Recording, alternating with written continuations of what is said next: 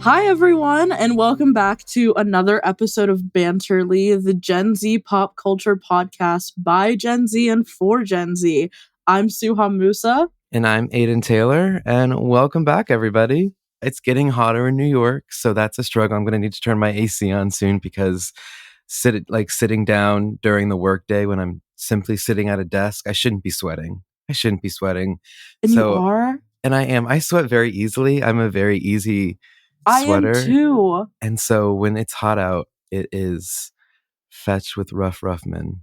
Life was missing its mystique. My squeaky toys had lost their squeak. And then, out of the blue, I saw the phone, and bam! My destiny was calling me. I forgot about that show. I love it. That was like, I thought I was going to be on that show as a kid. I thought I was either going to get discovered on the Disney Channel or Fetch with Rough Men.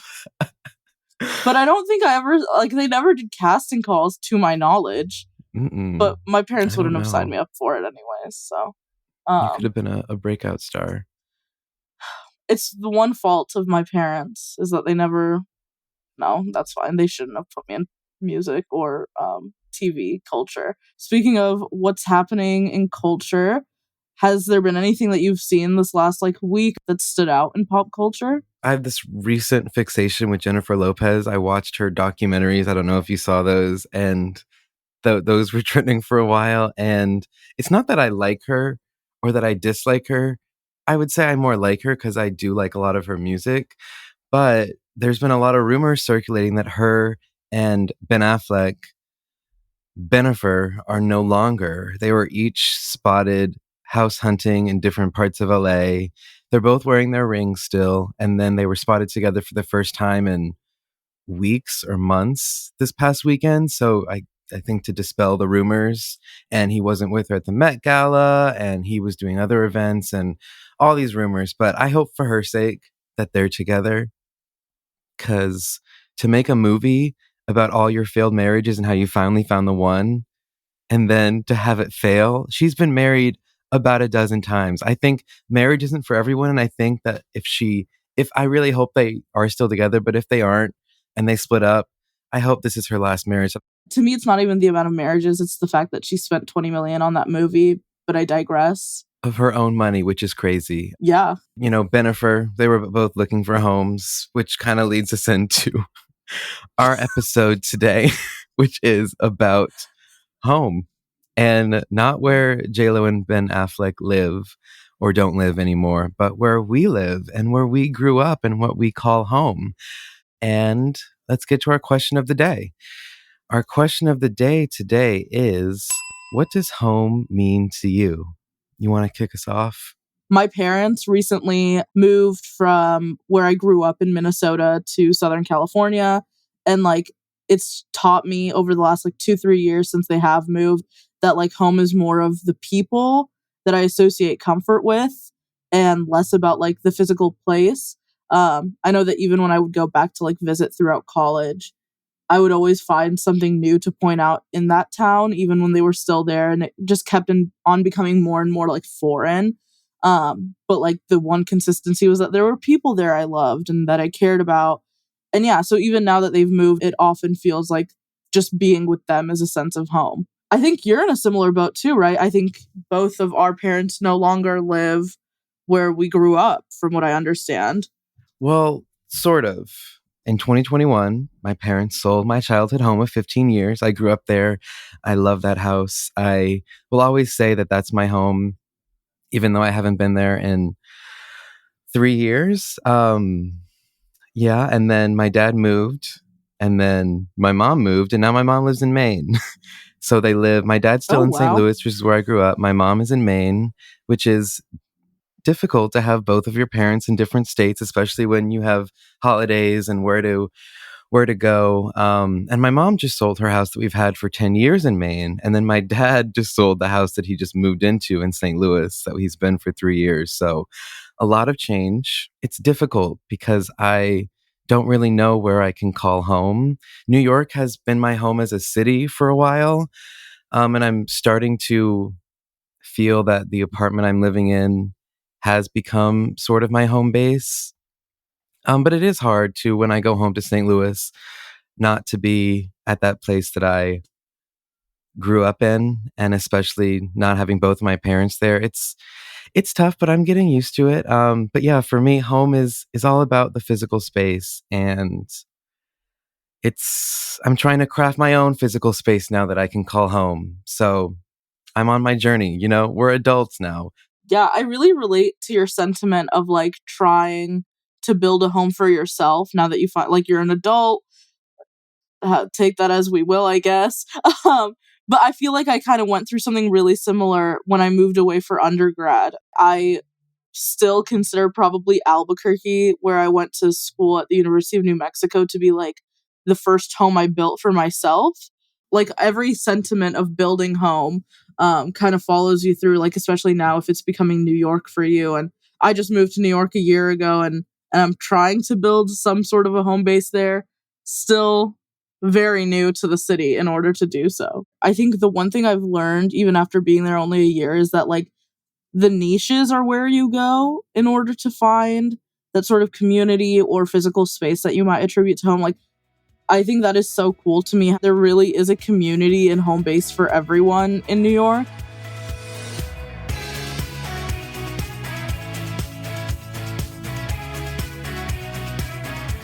So we've heard you talk about St. Louis a good bit. We know it's where you grew up. Yes. What does St. Louis mean to you? Like when you think of it, what do you see? What do you picture? So I love St. Louis. I've been a champion of St. Louis, being from the Midwest and going to a college in New York. St. Louis is not a tiny town. It is I think it's like the 19th largest metropolitan area in the country. Wow. So it's no small place, but here are a few of the reasons why I love St. Louis. Let me break it down for you. Number one, which is something that I didn't have to deal with as a child, being a dependent, but cost of living's very good there. You can get a lot of bang for your buck. And one of the ways that cost of living is good is because there's so many free attractions. So growing up there and having a young family, there's so many things that you can do for free, like the St. Louis Art Museum, a beautiful space in Forest Park, free admission, great art there, as well as the St. Louis Zoo, free zoo. I think it's one of the top 3 best zoos in the country. There's also a really great food scene in St. Louis. It's had some of the best restaurants in the country, people have said.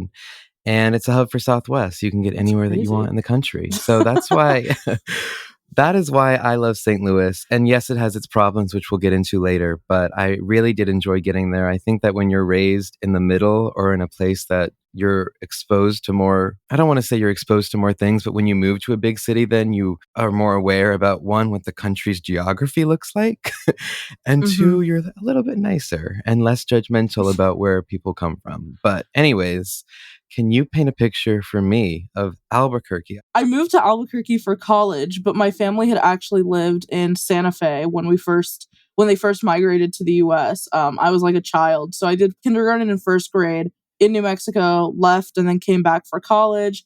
And it's become like an adopted home in so many ways for me. It's, to me, one of the greatest and most underrated places I've ever been. There are like sunsets that are unmatched. Every day you can step out and like you are guaranteed a beautiful sunset. There's over 300 days of sunshine. The annual balloon fiesta is one of like the greatest events I've ever been to. It's just beautiful, like getting to see all these people come from around the world and bonding over a specific hobby that you wouldn't really think so many people are into. But hot air ballooning and like you'd wake up at like 2-3 a.m. And have to get to the grounds, and there's like tons of breakfast burrito trucks and like famous coffee spots. So yeah, like to me, the balloon fiesta is a really iconic part of it. But I feel like when I go to Albuquerque or when I'm there, it's just calm that I'm not really seeing in other cities. And yeah, it's one of those places that certainly has its problems, and those are certainly worth like highlighting. As much as I love Albuquerque, the assumptions that people have had once I've left have certainly, or even while I was there, have certainly like harmed, I think, the public opinion or attempted to harm my opinion of the city. Yeah, I feel that coming from St. Louis, the murder capital of the country, as a lot of lists have said. It's very The city is very dangerous, and so I've gotten a lot when people that I meet do know where St. Louis is or have heard of it. They're like, "Oh, isn't that dangerous?" Yes, it is dangerous. And there's a lot of racism there. And you can say that a lot about a lot of American cities, but St. Louis, the racial divides are pretty in your face. It's not quiet, but they're very loud and in your face. There's this thing called the Delmar Divide that is literally a street called Delmar that runs from east to west. And when you're driving down it, on the north side is 95% black, and on the south side is 2/3 white. And you can even see the difference. On the left, you have 5, 6, 7,000 square foot houses. On the right, you have multifamily homes. Literally, when you're driving down the street, that's how that's how apparent the differences are. I think you're so right that some of it's just like the defining factor of American cities. I think I saw that in Albuquerque as I was moving away, in how there's a huge boom of like films and like TV sets coming into the city now, because Albuquerque, or like the state of New Mexico, offers similar like tax reductions or whatever that Georgia does. And it's significantly cheaper. So now you'll go to certain parts of the city where it's super rich, super like huge Pueblo inspired mansions basically. And then like just opposite will be really small houses or really in your face like poverty issues that are not being addressed by the city or state government, instead prioritizing like the rich people or whoever's coming in from outside. It's so frustrating to see like a city kind of fall victim to the cost of living, but it's been steadily on the rise. And of course, the people like most hurt by it are the locals and people of color. That's what stands out about both these cities, is how huge parts of the population are made up of people of color. Like, I was lucky enough, my undergrad institution was a minority majority university, but our administration definitely didn't reflect that. And it was very similar to the functioning of the city of Albuquerque, where there was a huge minority population, and yet they were not being listened to or respected for the cultural outputs that they were giving the city by like their leaders, which is it really lends itself to the like reductions and stereotypes we end up encountering about these cities.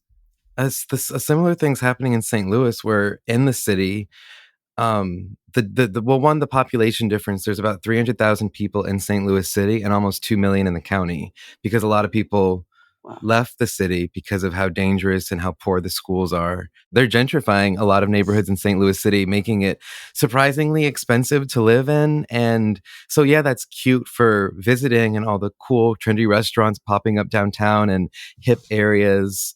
So it's fun to visit, but it's also like, oh, you're making this more expensive for people who have been here and they haven't left, and now they can't afford to live here anymore.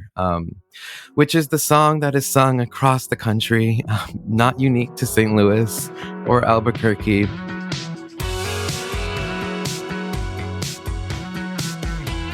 So I don't know a lot about Albuquerque, but I think that's where Breaking Bad is, and High School Musical. So High School Musical was set in New Mexico, but they filmed in Utah. And it's like I recently watched it, like I think with a bunch of my friends. Not recently, this was a year ago at this point. But we'd watched them all and we were like, why did it need to be set in New Mexico? Like, it could have just been set in Utah. But yeah, it was set there. It was set in Albuquerque. I know we used to make a joke of how, like, in High School Musical 3, Troy and Gabriella go to real universities like Stanford and UC Berkeley, but the one they had put in New Mexico was some made-up university called the University of Albuquerque. When there is a real university, there is a real university in Albuquerque. It's just the University of New Mexico, which is where I went, and we were all like, why wouldn't they just want to rep us? Like, what is this new fake university you're making and competing with UC Berkeley or like Juilliard or Stanford or whatever? But yeah, that's like the fun little cute one that I'll always get, like, oh my god, you live in Albuquerque? Isn't that where High School Musical's from? Na na na na. The more common one is Breaking Bad these days. Yeah. Which, Breaking Bad, meth lab, very different from High School Musical. The joke always was, though, that in some alternate universe that Walter White was a teacher at East High. Was always the running joke, like the crossover world.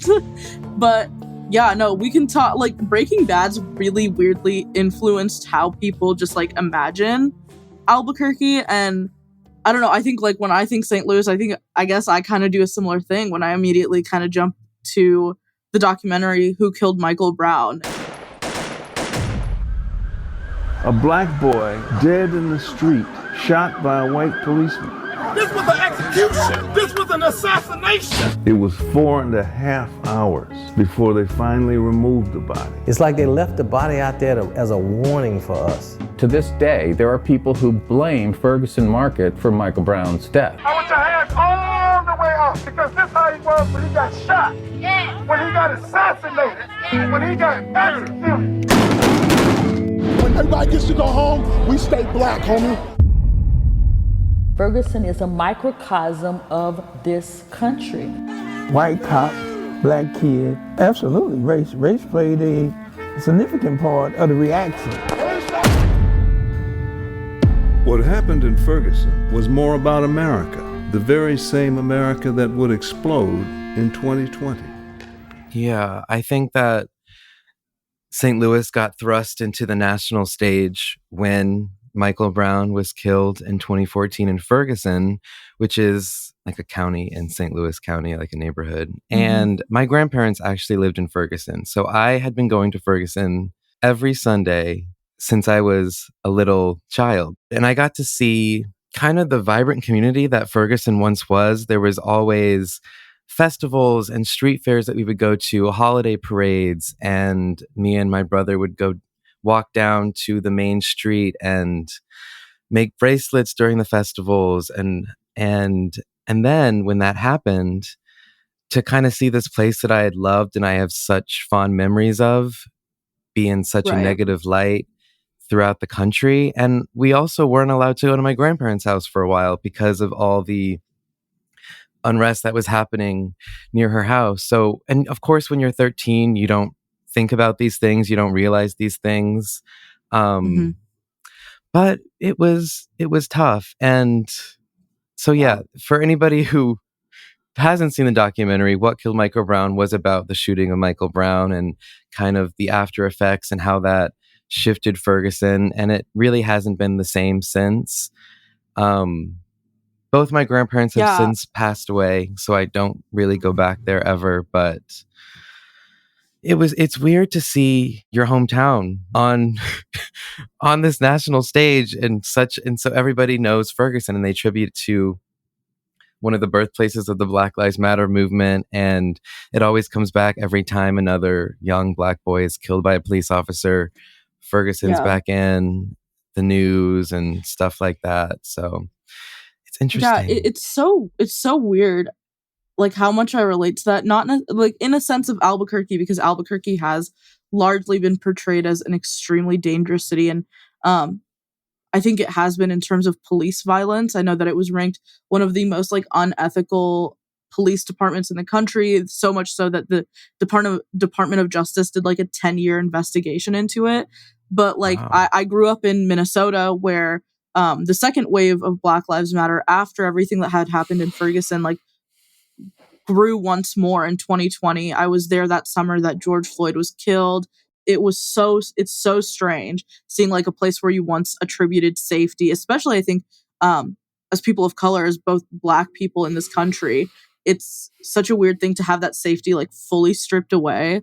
And then I think it's strange in that I also relate to it in the fact that like the country my parents immigrated from, Khartoum or Sudan, or my parents immigrated from Sudan, and the capital, Khartoum, was like thrust into war last year in 2023.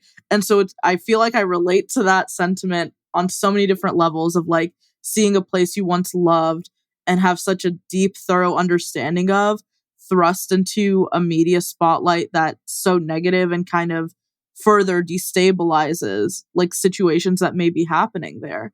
I wish that I could have those moments and go back and have those experiences now, knowing what I know and being able to observe different things. Because when I was little, it was just like, Grandma, like, let's go to the Whistle Stop and get a sandwich. Grandma, let's go take us to Toys R Us. I want like toys. Or I was never noticing everything else. But I will also say that it is another added layer to all of this is I'm biracial. So my dad is Black and my mom is white. And where I grew up in St. Louis, where my family lived and where I went to school, was predominantly white schools.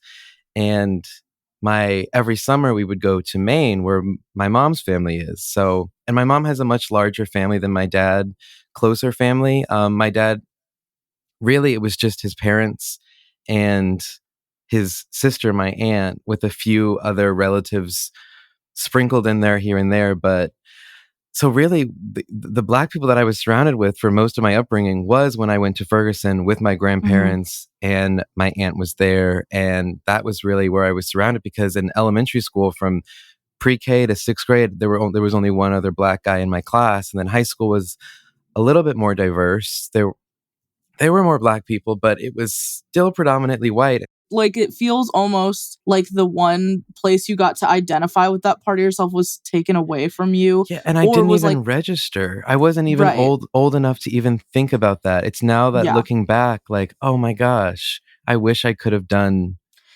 more or learned more and experienced more. That's the tough part of like growing up. Yeah, like I remember like every time I would go visit family in Sudan, I would always complain about, I'm like, oh my God, why is the water different here? Why can I not watch my TV shows? Like, I was so thrown off of like not being in what I'd considered home. And now, like, the last time I went was 2016. And like, thanks to the ongoing war, it's unlikely I'll get to go for a really long time.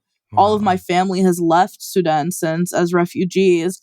And so it's like I didn't get to appreciate it then, and now I'm like yearning to go back, and I don't know what that'll look like. Yeah, and it's the like worst part of growing up, I think, is like, yes. Like I wish I could just be the selfish kid who's like, why is Kit Kat spelled differently here? Take me back to Minnesota. And just appreciation for the home is like so special, and it is. It's so heartbreaking. I'm very grateful, though, that I did have so many wonderful years with my grandparents in Ferguson and have those memories that I'll cherish forever. And you always wish there was more.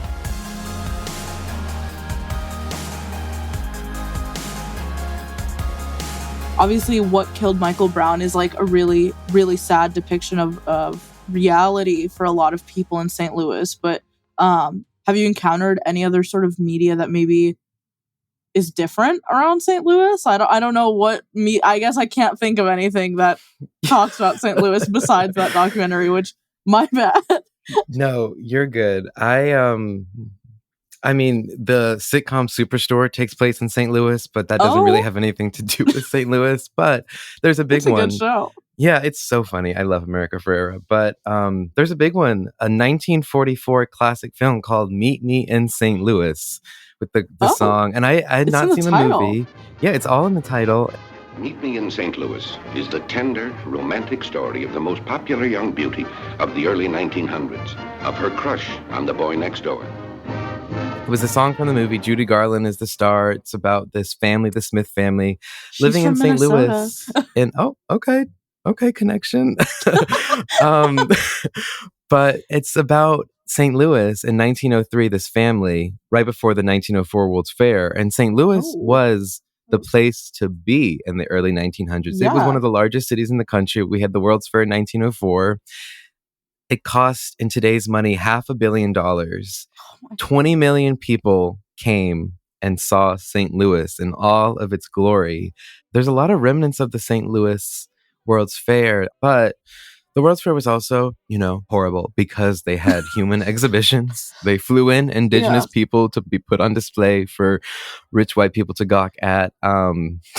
So I guess, and honestly, Meet Me in St. Louis, it isn't. But Meet Me in St. Louis doesn't have a whole lot to do with St. Louis. It's more about this family and the two sisters falling in love, and then they happen to be in St. Louis, and at the end they go to the World's Fair, and it's a thing. Meet me in St. Louis, Louis, meet me at the fair. so I wouldn't necessarily put that as St. Louis media, but out of everything, it would fall in that category because it was cute. It was funny. I would recommend it to anybody who hasn't seen it. Good music, and it's also sad with Judy Garland. Oh, it's sad to watch her. Do you find it's hard to be proud of your hometown? Like, you guys had the World's Fair, but then obviously, like, everything that happened in Ferguson. Gone downhill. Like, I mean, yeah, but has it maybe, like, improved in any way, too? Yeah, I think I have a complicated relationship. I think overall, I'm super proud to be from St. Louis. I think being in New York and being from the Midwest, I wore that flag on my chest, very proud. It's a great being thing to be. I am Midwest. I am from St. Louis. Let me tell you what St. Louis is. And my friends who I've brought to visit, they like it. And I think once people visit there, they're like, oh, this is not so bad. Yeah. And it has a lot of issues. And this is from my experience, obviously, and other people may disagree, but overall I do like St. Louis. It's my home. Mm-hmm. And I think it's good to be proud of where you came from despite its issues. And a lot of the issues that St. Louis has are not unique to St. Louis. It's just an America thing. So at the end of the day, no matter where you're from, there's there's some sort of segregation, there's economic disparities, there's racial disparities, there's all that jazz, but I do love St. Louis. I recommend that you go. Fly Southwest. You can get there very quickly. Okay, one of these days it'll be on my list.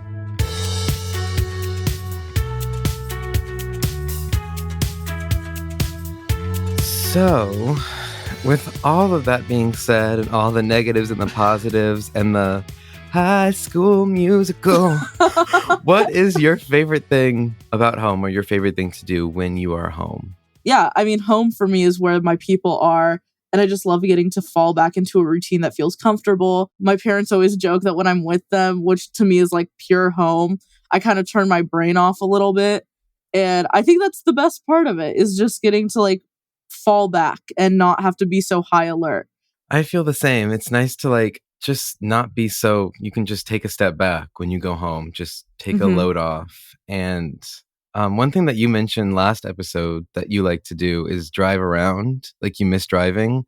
That's what I miss when I go home. I love driving around, and I'm also very nostalgic. So I like driving through like my elementary school or places that I used to live, because, you know, I've a lot of movement in my family, and I love to visit my high school. I go back to my high school and walk around every time I'm home, which a lot of people are like, ew, that's weird. Like, why do you go back to your high school? What high school? Like, what? I loved high school. I love my high school. I will go back. When I was there a month ago, me and my friend met up and we walked the campus and we enjoyed it. So it's the little things, honestly. And I'm excited to go home again because it makes me feel good. You couldn't pay me to walk through my old high school, but I respect the nostalgia part of it. That's the sentiment that most people have. Yeah. I didn't hate high school, but it's like the idea of being there and running into some ops or something is not the vibe. But I appreciate the nostalgia.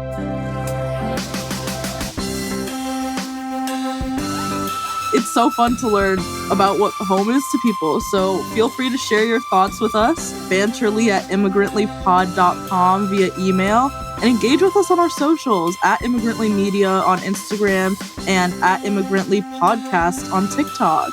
Banterly is produced by Shay Yu, written by us, the co-hosts Suha Musa and Aidan Taylor. The executive producer and editorial review is done by Sadia Khan. Our sound designer and editor is Ben Allman. The Banterly theme music is by Simon Hutchinson, and additional music is by Epidemic Sound. See y'all next week.